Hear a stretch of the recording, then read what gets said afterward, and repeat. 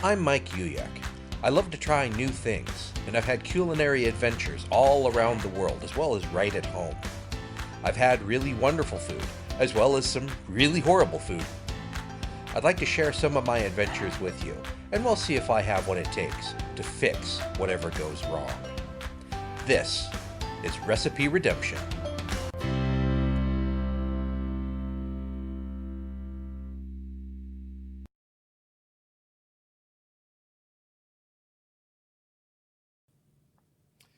Morning, Redeemers, and welcome to snack time.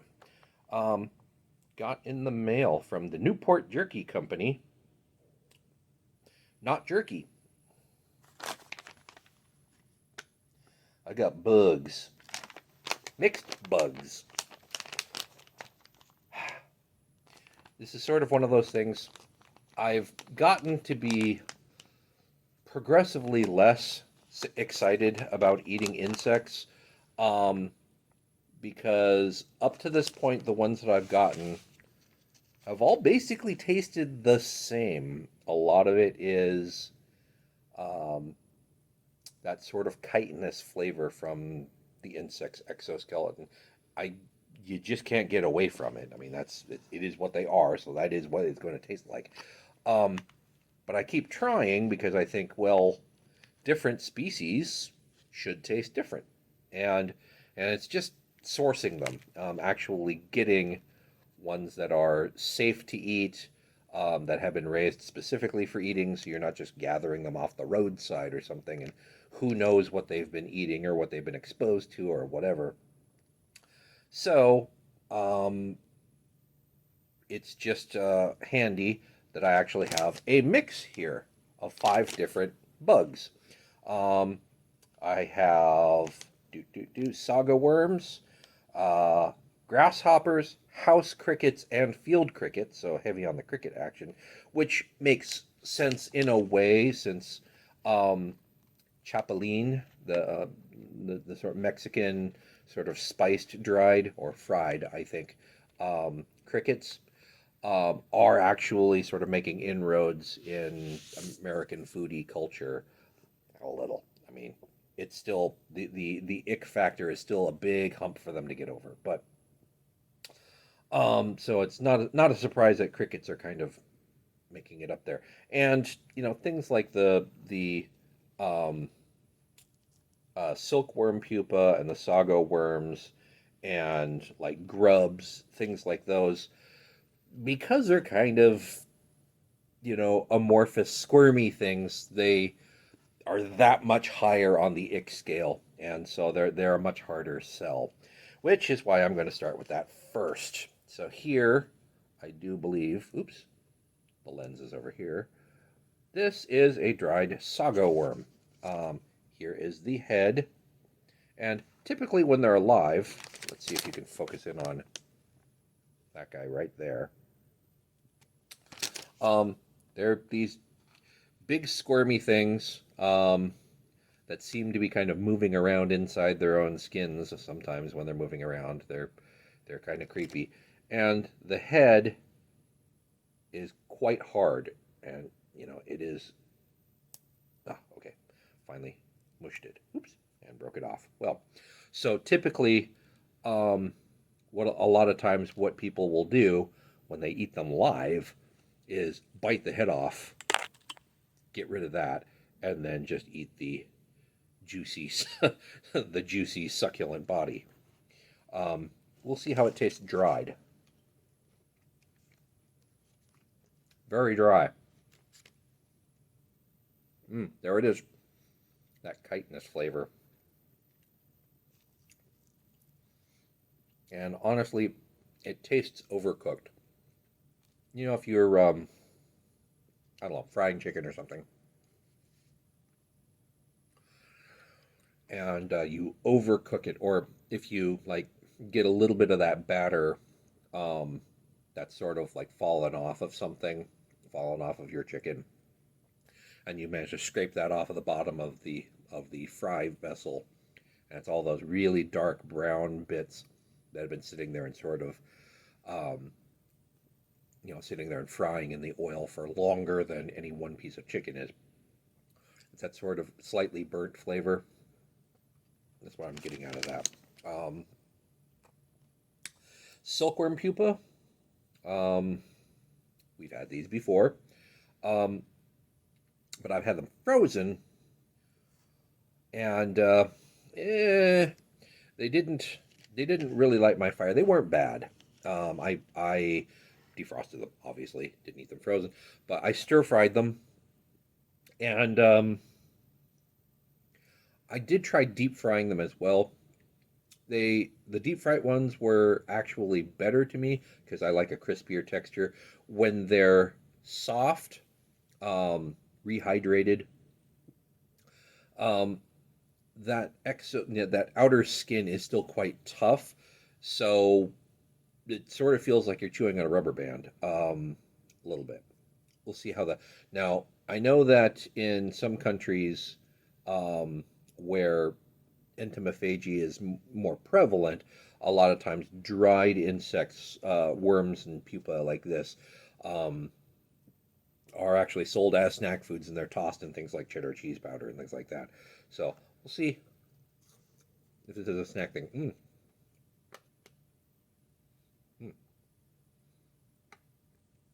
I think I don't want to know what that was. Yeah, still dry and chitiny, hollow. Um, it's like air on the inside. So I can sort of see how you can toss this in cheese powder because, except for that disconcerting crunch in the center, I don't know what that was. Um, it sort of does have the texture of a cheese puff. um, do I start with the big ones or the small ones? I guess it doesn't matter. It looks like the darker, well, they're not labeled, so I don't know, but it looks like a cricket. So I'm going to say the darker one here is a house cricket? I don't know. It's a cricket of some sort. I see these are salted, but they're not very salty. Hmm. Significantly less of the chitiny flavor. Really less flavor at all. Really not that much. Well, there's a little bit of chitiny aftertaste, but not much at all. That's very very neutral flavored.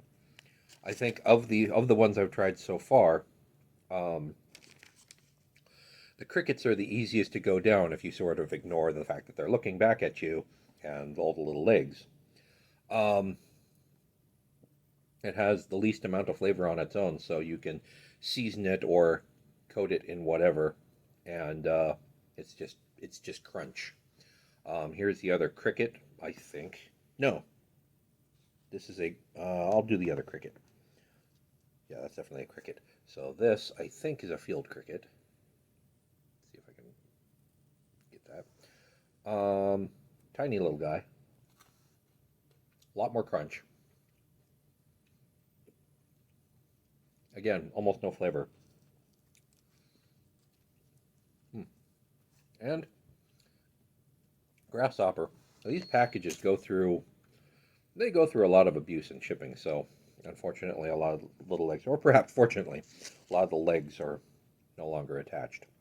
Um, by the way, if you have a shellfish allergy, avoid insects too, because they are also arthropods.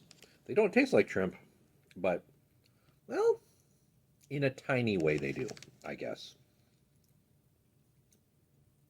I guess some of that chitiny flavor is sort of shrimpy. Hmm, weird. And then grasshopper. Um, hmm,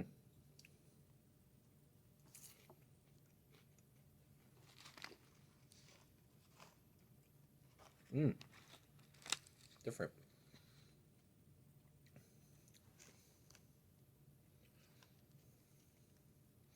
There's sort of a sour vinegary flavor to that one. Let me try another one. Let me find another one.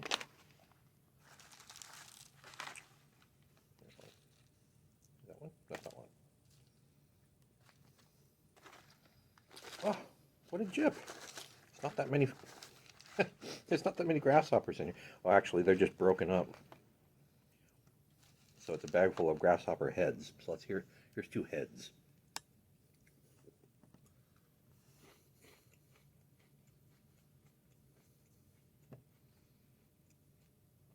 There's just a tiniest hint of a flavor that's a little bit sour. I'm not 100% sure what that is. It's interesting. I think with actually more seasoning, it might be better. A tiny bit more flavor than the crickets, but not by much. I don't know if that's what the grasshopper last ate or what, but there is a little bit of something in there that just makes me think of some sort of dressing. Because there's an herbaceousness to it, very very subtle, but it's there. Herbaceousness and a little bit of a sourness like vinegar. So it's almost like there's a bit of like a salad dressing in there, which is weird.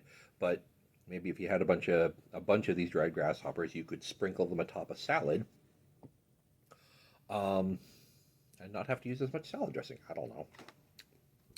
It's very subtle, so you probably still would, but it wouldn't compete with the salad dressing. It would complement it.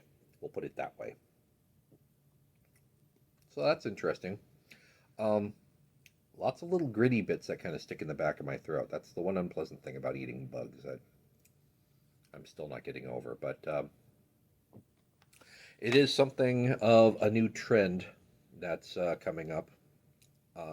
Something to keep an eye on. Entomophagy is only going to become more prevalent, if not popular, um, as the industry gets going. So, interesting thing to keep an eye on.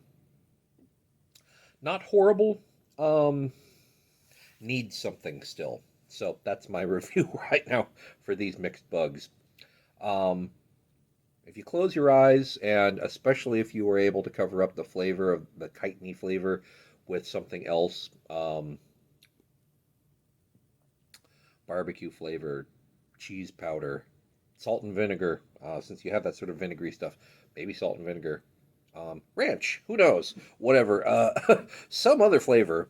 I think this would really benefit from addition of other flavors that complement it.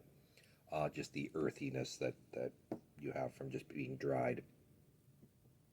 So, let me know what you think. Um, any other bugs I should try? I'm, again, not expecting them to taste that much different, but I could be surprised. I'm willing to be surprised. So, with that, I'd like to thank you for watching, and I will see you next time here on Recipe Redemption.